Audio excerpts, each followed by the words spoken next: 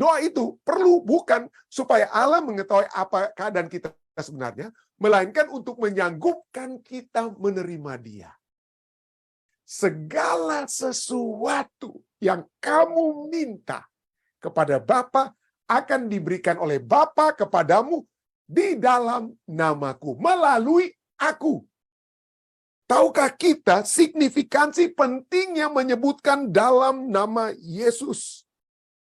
Segala kepenuhan surga, kalau kita doakan di dalam nama Yesus, akan berada dalam doa kita tersebut. Pelajaran kita kemudian diakhiri dengan pertanyaan, apakah pengalaman Anda sendiri? Ya, apakah pengalaman Anda sendiri dengan kuasa doa? Artinya, bukan hanya doa yang dijawab, tetapi doa secara umum, dan bagaimanakah doa mendekatkan kita kepada Allah, dan kuasa yang ditawarkan kepada kita di dalam Yesus. Ya, kuasa ditawarkan kepada Yesus. Saya pernah membahas satu khotbah, seri khotbah ya, The Privilege of Prayer ya.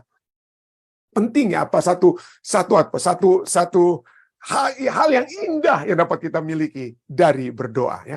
Itu salah satu kutipan ya yang dapat kita lihat juga dibuat oleh Mother Teresa yang seringkali kita tokoh yang terkenal dalam dunia kekristenan. Dikatakan satu hal yang menarik, yang bagian pertama ini menjadi sedikit pertanyaan, tapi bagian kedua mungkin kita bisa terima. Dikatakan apa ya? Dikatakan apa? Prayer is not asking. Wah, ini kok bisa begitu yang dibilang oleh Mother Teresa. Berdoa itu bukan hanya untuk minta, atau berdoa itu bukan meminta. Kita bukan minta-minta kepada Tuhan dengan doa. Dikatakan oleh Mother Teresa ya, prayer is putting oneself in the hands of God. Berdoa adalah menaruh kehidupan kita itu di tangan Allah. Kita minta supaya kehidupan kita itu berada di tangan Allah. At His disposition. Dalam segala rancangan yang dapat dilakukan, dalam apa yang Allah mau lakukan dalam kehidupan kita, itulah kita doakan, Tuhan, buatlah yang dapat Engkau mau buat dalam kehidupan saya. Dan mendengarkan and listening to His voice in the depth of our hearts. Dan apa dikatakan? Dan mendengarkan suara Allah di dalam hati kita, dalam kedalaman hati kita. Jadi cukup menarik ya, betul. Kita menaruh kehidupan kita dalam tangan Allah untuk diatur oleh Allah, mendengarkan suara Allah. Tapi pertanyaan yang pertama, bahwa doa itu bukan apa ya? Bahwa doa itu kok bukan minta, bukannya kita sering meminta kepada Tuhan di dalam doa. Inilah ya. Dan ini apa yang dikutip oleh Mother Teresa itu baru-baru saja ya. Apa yang baru dikutip itu baru-baru saja. Ellen White dalam buku Kebahagiaan Sejati atau The Step to Christ ya, dia di bab 11 ya, paragraf kedua dia tulis ini, menarik sekali. Bahwa doa adalah membuka hati kepada Allah sebagai kepada seorang sahabat. Kita membuka hati kita kepada Allah sebagai seorang sahabat. Doa itu perlu bukan karena supaya Allah mengetahui apa kita sebenarnya, bukan supaya Allah tahu. Allah sudah tahu siapa kita. Allah sudah tahu kebutuhan kita. Allah tahu kalau kita menderita. Allah tahu kalau kita ada masalah keuangan dan lain sebagainya. Allah tahu. Jadi doa itu perlu bukan supaya Allah mengetahui apa keadaan kita sebenarnya, melainkan untuk menyanggupkan kita menerima Dia. Jadi pada saat kita berdoa, Tuhan kehendak-Mu jadi. Kita bisa minta, tidak ada salahnya. Kita bisa minta ini dan itu. Tetapi tujuan utama ujung-ujungnya adalah biarlah bukan kehendak-Ku yang jadi seperti doa Kristus, melainkan kehendak Allah yang terjadi. Jadi doa itu menyanggupkan apa? Menyanggupkan kita untuk menerima. Kita percaya Tuhan, saya ada masalah keuangan, saya masalah keluarga, saya masalah ini. Saya tidak tahu mau bikin apa. Tapi kita menerima. Tuhan, apapun yang Kau ingin lakukan, biarlah itu terjadi. Doa menyanggupkan kita menerima Dia. Doa bukanlah membawa Allah turun pada kita, melainkan membawa kita kepadanya. Jadi jangan kita bilang, Tuhan lihat dong keadaan saya menderita nih Tuhan. Tolong turun pada saya Tuhan, tolong lihat keadaan saya. Betul, itu dapat kita katakan. Tapi sesungguhnya, Kebahagiaan Sejati katakan apa? Membawa kita kepadanya. Membawa kita untuk lebih yakin kepadanya. Membawa kita untuk melihat kuat kuasanya. Kuat kuasa Allah kita. Dan seberapa besar kuasa tersebut. Ya. Dalam khotbah saya The Privilege of Prayer, mungkin Anda bisa lihat itu ada juga di Facebooknya Fisdak ya, ada juga mungkin di YouTube. Saya ulangi kembali bagi Anda yang sudah pernah dengar, mungkin oke ya, kita ulangi sedikit nggak apa-apa ya. Kita melihat bagaimana berdoa yang sebaiknya itu dapat kita pelajari dari kitab Yohanes pasal 15 sampai pasal 17. Kita tidak akan baca ketiga 15, 16, ketiga pasal ini, tidak ya. Tapi kalau kita lihat bahwa Yohanes 15 ayat 17 berbicara tentang apa? Tentang apa yang dapat kita peroleh dari kuasa doa yang hebat. Ya. Nah, sebelum kita masuk ke Yohanes 15-17, kita lihat bagaimana latar belakangnya. Yohanes 12, Yesus sudah memprediksikan kematiannya. Yesus sudah menyatakan bahwa dia akan mati di kayu salib. Ya, Yesus menyatakan. Lalu kemudian di Yohanes pasal 13, itulah perjamuan terakhir, the last supper. Ya, itulah the last supper. Lalu kemudian kalau kita lihat di dalam pembicaraan Yesus dan murid-muridnya, salah satu topik pembicaraan mereka adalah Yesus berbicara tentang apa ya? Tentang dia akan pergi meninggalkan mereka. Lalu kemudian ini yang ditanyakan oleh Petrus. Lalu kemudian Yesus memprediksikan penolakan Petrus. Tapi ini pertanyaan Petrus. Perhatikan pertanyaan Petrus ini. Yohanes 13 ayat 36-38, Simon Petrus berkata kepada Yesus, "Tuhan, kemanakah engkau pergi?" Ya. Kemanakah? Yesus bicara, dia akan pergi. Yesus sudah katakan satu pasal sebelumnya, peristiwa sebelumnya, Yesus sudah katakan dia akan mati, dia akan pergi. Tapi ya murid-murid itu tidak terima. Mereka mau terima kalau Yesus jadi raja Israel, ya raja Yahudi untuk mengalahkan orang Romawi. Mereka ingin jadi perdana menterinya di kiri dan kanan Yesus dan lain sebagainya. Jadi mereka belum bisa menerima kok Yesus tuh Mesias juru selamat itu mau kalah, mau mati. Jadi masih tidak masuk ke dalam pikiran Petrus. Dia katakan, "Tuhan, kemanakah engkau pergi?" Lalu jawab Yesus, "Ke tempat aku pergi, engkau tidak dapat mengikuti aku sekarang. Engkau tidak akan memahami kemana aku akan pergi. Aku akan mati di kayu salib. Engkau tidak akan memahami. Ya, engkau tidak akan memahami sekarang. Tapi kelak. Tapi nantinya engkau akan mengikuti aku." Lalu kata Petrus, "Tuhan, mengapa aku tidak dapat mengikuti engkau sekarang?" Jadi ada permainan kata di sini. Ini penulis Alkitab itu pada saat mereka menulis sesuatu seperti ini ada maksudnya yang dalam. Kita ikuti, kita baca dulu ya. Ada permainan tentang sekarang dan nanti atau kelak ya. Dari Petrus, "Tuhan, mengapa aku tidak dapat mengikuti engkau sekarang? Aku akan memberikan nyawaku bagimu." Lalu jawab Yesus, "Nyawamu akan kau berikan bagiku? Sesungguhnya aku berkata kepadamu, sebelum ayam berkokok, engkau telah menyangkal aku 3 kali." Ya, jadi inilah satu pernyataan yang Yesus katakan bahwa dia akan mati, tapi dia akan dibangkitkan. Kemana dia akan pergi? Itu pertanyaan yang ditanyakan oleh Petrus, tetapi bukan hanya ditanyakan oleh Petrus. Kemudian dalam peristiwa setelah perjamuan terakhir ini, pertanyaan Petrus, "Kemanakah engkau pergi?" Lalu Yesus jawab, "Sekarang kamu tidak tahu, tapi kelak engkau akan mengikuti aku." Ya. Itu ditanyakan juga oleh Thomas. Dalam Yohanes 14 ayat 5 sampai 6. Pertanyaan Thomas ya. Kata Thomas kepadanya, "Tuhan, kami tidak tahu kemana engkau pergi." Oke, sekali lagi hampir sama. Kemana engkau pergi? Jadi bagaimana kami tahu jalan ke situ? Lalu kata Yesus padanya, "Akulah jalan dan kebenaran dan hidup. Tidak ada seorang pun yang datang kepada Bapa kalau tidak melalui aku." Oke, kepada Petrus Yesus katakan, "Kelak engkau akan mengikuti aku," atau ada Yesusnya. Yesus harus ada supaya kita berada di tempat di mana Yesus akan berada. Atau berada dalam satu kondisi di mana Yesus telah melakukan hal-hal yang dengan kuasa surga pada saat kita melalui siapa? Melalui Kristus. Oke, tolong tanam dulu dalam pikiran kita ya. Kita ikuti terus dulu latar belakangnya. Lalu kemudian mari kita lompat kepada tentang berdoa. Jadi bagaimana hak istimewa, bagaimana keistimewaan daripada doa. Kita masuk ke dalam apa yang dinyatakan di dalam Yohanes 16. Mari kita baca. Kita baca beberapa ayat dari ayat 23-24 ya. Keistimewaan doa ya. Ini Yesus katakan. Ingat, Yesus sudah bicara tentang sekarang dan kelak. Oke? Ada apa? Tentang waktu yang berbeda antara sekarang dan kelak. Nah, sekarang mari kita lihat sedikit ya. Yohanes 16 ayat 23-24 katakan, "Pada hari itu," kapan itu? Kelak ya. Oke. "Pada hari itu, kamu tidak akan menanyakan apa-apa kepadaku. Kamu tidak akan menanyakan apa-apa kepadaku. Aku berkata kepadamu, sesungguhnya segala sesuatu yang kamu minta, kalau kamu minta kepada Bapa, akan diberikannya kepadamu dalam namaku." Segala, apa dikatakan?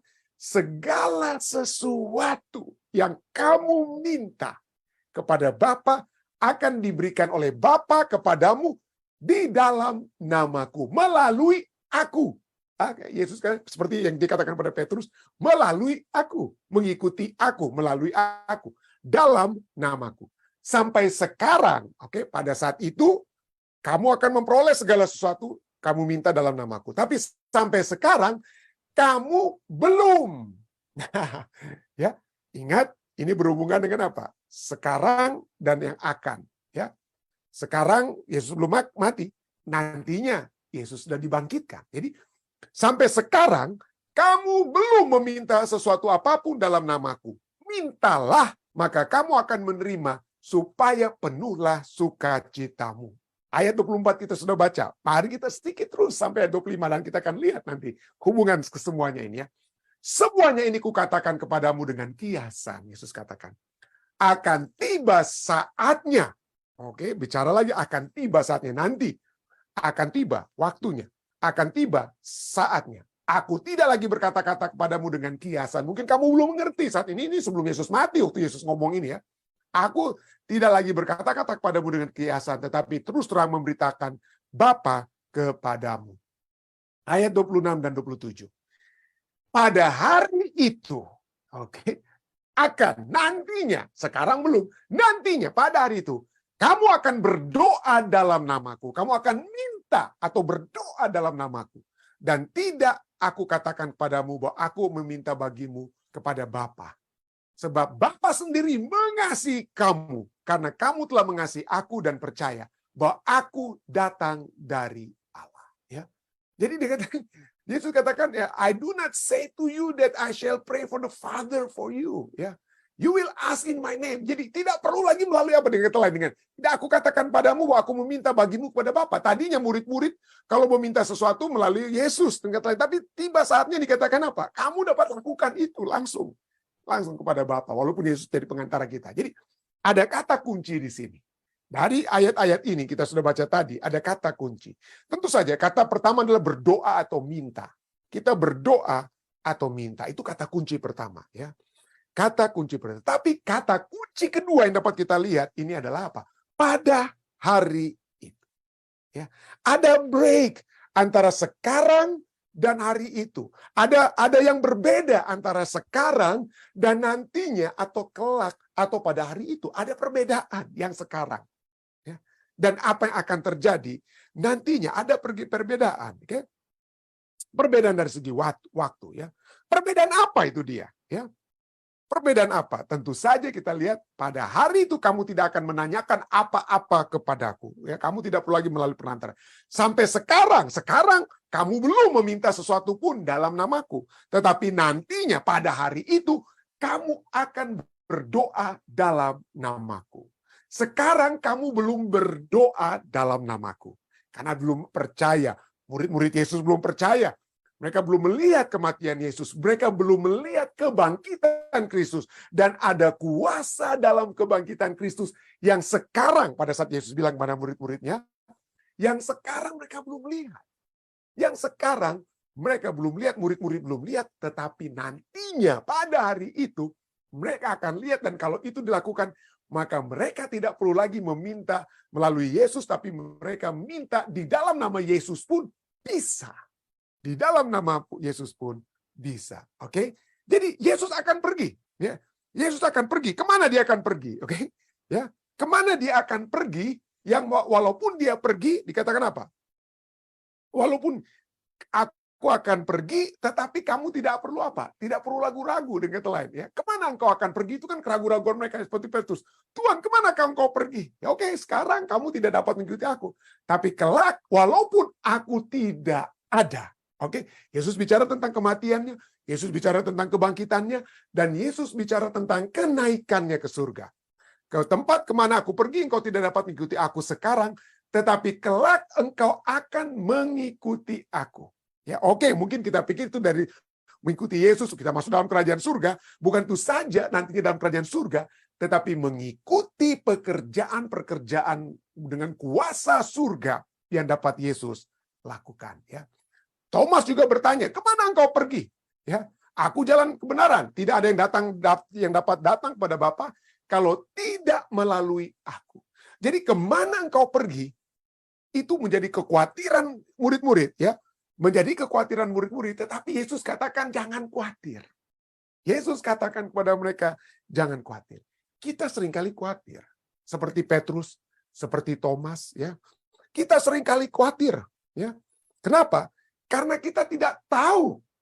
Ya, kita mungkin bisa tahu dari mana kita berasal. Kita tahu, kita bisa cerita bahwa saya di Indonesianya dulu, saya di sini, di Etiopianya atau di manapun kita berada, kita tahu apa yang sudah terjadi. Tapi kita tidak ada seorang pun yang mengetahui tentang apa yang akan terjadi di mana, ya.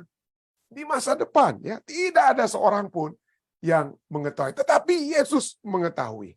Yesus mengetahui kemana kita dapat pergi. Jadi kemana engkau pergi, kekhawatiran itu dimiliki oleh Petrus, dimiliki oleh Thomas, tetapi Yesus tidak khawatir. Kenapa?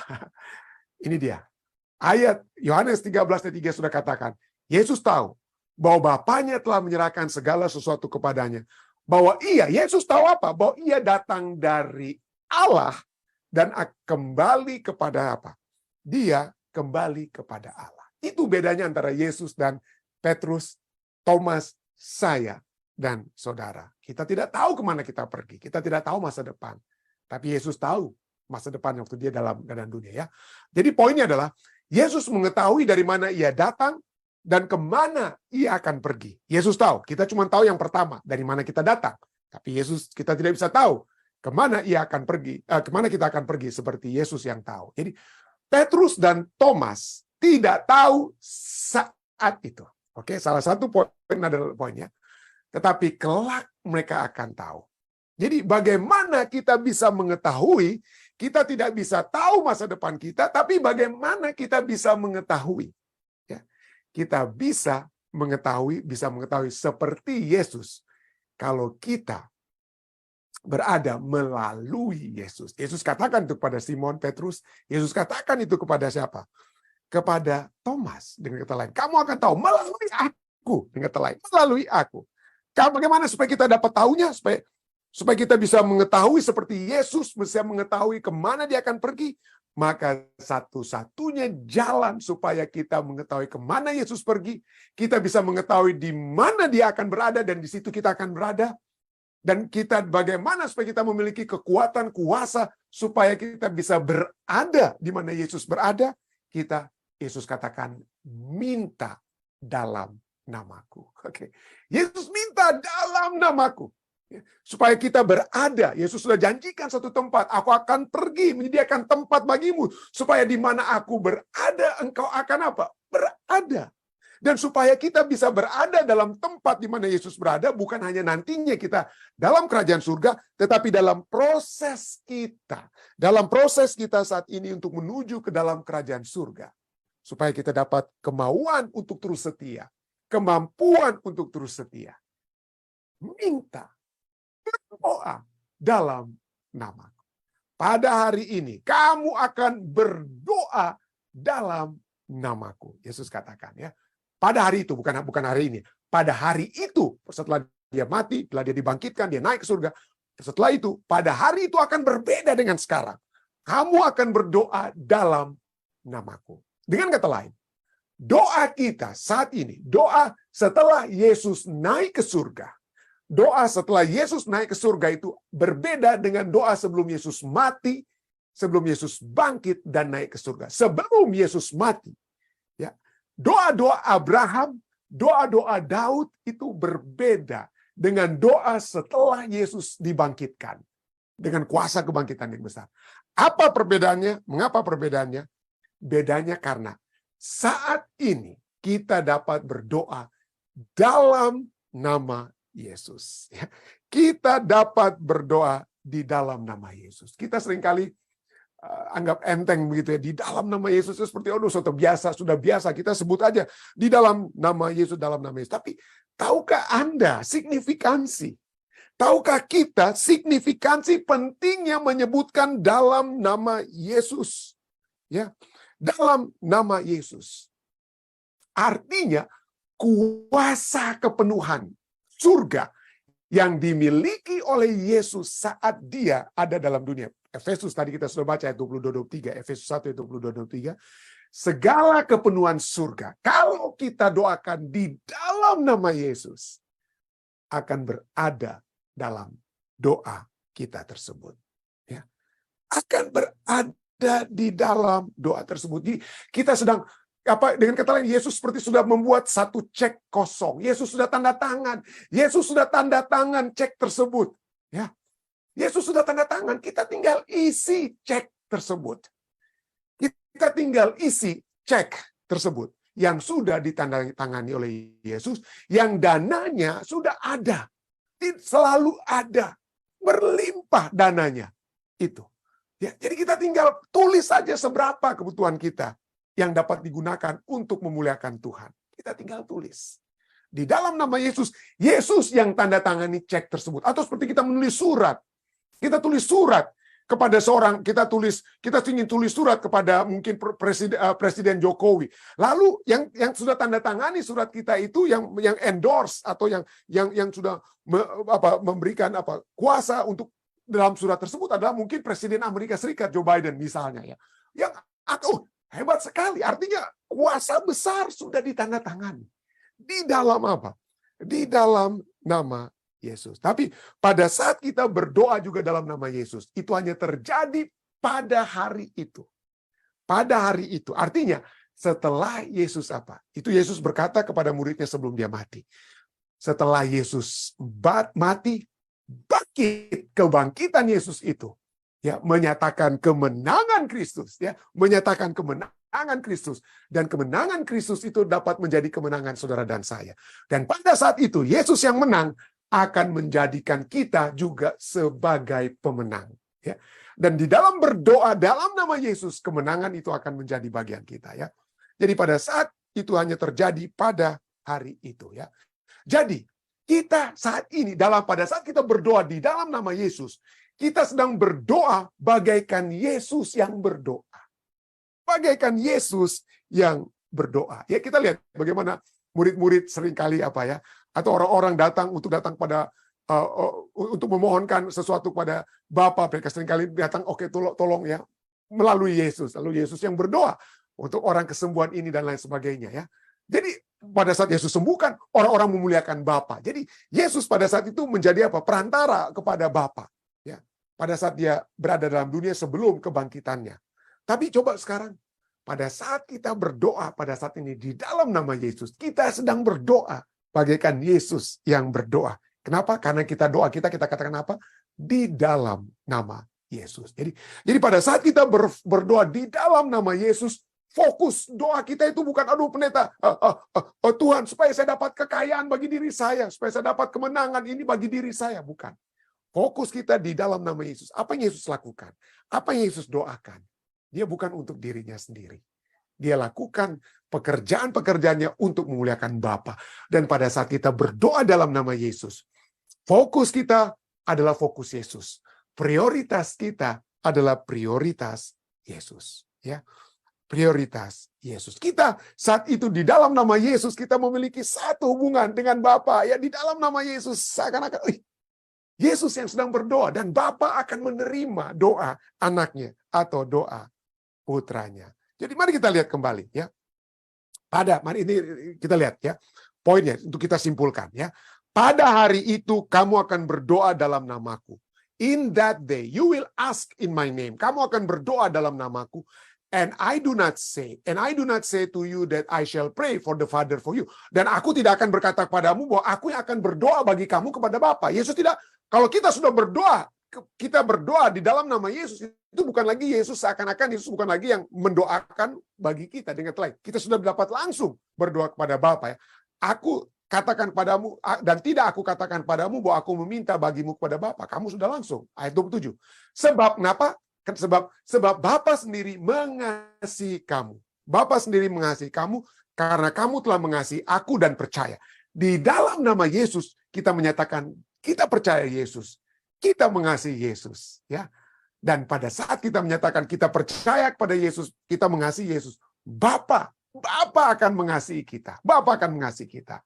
Dan bahwa pada saat kita berkata di dalam nama Yesus, Yesus katakan apa? Bahwa aku datang dari Allah. Jadi 3 implikasi berdasarkan ayat ini, berdasarkan Yohanes 16 ayat 26-27 kesimpulannya. 3 implikasi daripada doa kita. Nomor 1, ya. 3 implikasi kalau kita berdoa sekarang dalam nama Yesus. Implikasinya ada janji doa. Ya. Yohanes 16 ayat 27 katakan, janjinya adalah, the promise-nya adalah, Bapa sendiri mengasihi kamu. Bapa sendiri mengasihi kamu. Ya. Jadi dengan lain, kepenuhan, ya. Kepenuhan itu akan menjadi bagian kita. Sebab Bapa mengasihi kamu. Jadi bukan lagi Allah Bapa, bukan hanya Allah Bapa berkata, inilah anakku yang kukasihi kepada Yesus. Kepadanya aku berkenan. Pada saat kita sekarang berdoa di dalam nama Yesus, maka Bapa dapat katakan kepada kita yang berdoa dalam nama Yesus, Dia berkenan. Dia mengasihi kita. Poin yang kedua, yang setelah the promise of prayer adalah the price of prayer. Atau hak upah daripada doa di dalam nama Yesus. Apa itu doa dalam nama Yesus yang sesungguhnya? Yohanes 16 ayat 23-24 katakan apa? Sesungguhnya segala sesuatu yang kamu minta kepada Bapa akan diberikannya kepadamu dalam namaku. Mintalah, maka kamu akan menerima supaya penuhlah sukacitamu. Jadi, pada saat kita berdoa di dalam nama Yesus, ada upahnya. Ya, oke, apa upahnya pendeta? Saya jadi kaya, saya jadi sembuh dari penyakit. Sukacita. Di dalam penyakit pun kalau kita dapat memiliki sukacita, itu lebih baik. Dalam kemiskinan sekalipun, tapi penuh sukacita, itu lebih baik. Ya, dengan kata lain, ya, penuhlah sukacitamu. Ya, penuh. Piala sukacita kita akan dikatakan apa? Full. Ya, full pada saat Yesus hadir dalam kehidupan kita. Saat prioritas Kristus hadir dalam kehidupan kita. Dan yang ketiga, setelah the promise of prayer, the price of prayer, 3P. Ya. Yang ketiga adalah the price. Jadi kenapa? Kenapa kita akan dikasih oleh Bapa? Kenapa kita akan penuh sukacita? Karena ada harga daripada doa tersebut. Apa itu harganya? Yesus katakan pada hari itu. Ingat kita sebahas tadi. Pada hari itu. Kenapa? Pada saat kita berdoa di dalam nama Yesus, kita mengingat kematian, pengorbanan yang Yesus sudah buat. Sekali sudah harga daripada doa kita di dalam nama Yesus itu mahal sekali. Kematian anak Allah. Kematian anak Allah. Inilah yang membedakan. Ya, bukan berarti doa daripada Abraham, doa daripada Daud perjanjian lama itu tidak ada artinya. Atau lihat doa Bapa kami saja, doa Bapa kami itu sebelum Yesus mati kan tidak ada dalam nama Yesus seperti saya sudah katakan ya. Kenapa? Karena lebih daripada itu. Setelah kita saat ini melihat, menyaksikan, membaca firman Tuhan yang berbicara tentang kematian dan kebangkitan Kristus, kita dapat melihat harga daripada doa tersebut. Itulah sebabnya satu pepatah, satu statement dari Timothy Keller katakan bahwa Yesus telah mengambil, ya, Jesus took the tree of death. Yesus telah mati di pohon kematian, ya, tergantung di pohon kematian supaya saudara dan saya dapat memiliki the tree of life. Yesus mati di pohon kematian supaya saudara dan saya dapat memperoleh pohon kehidupan. Itulah sebabnya kita saat ini berdoa di dalam nama Yesus. Kenapa? Kalau kita berdoa di dalam nama Yesus, maka kita melihat bagaimana janji Allah yang mengasihi kita. Kita dapat melihat upah, yaitu sukacita yang penuh. Kenapa semua itu dapat terjadi? Oleh sebab Yesus telah membayar mahal. Ya, upah tersebut ya telah membayar mahal dengan darahnya sendiri. Kiranya kita semua akan selalu pada saat kita berdoa dan menyebutkan di dalam nama Yesus, kita memiliki satu pemahaman yang dalam. Kenapa di dalam nama Yesus itu memiliki kuasa yang besar pada saat kita berdoa di dalam nama Yesus. Saya bawakan pembahasan ini di dalam nama Yesus.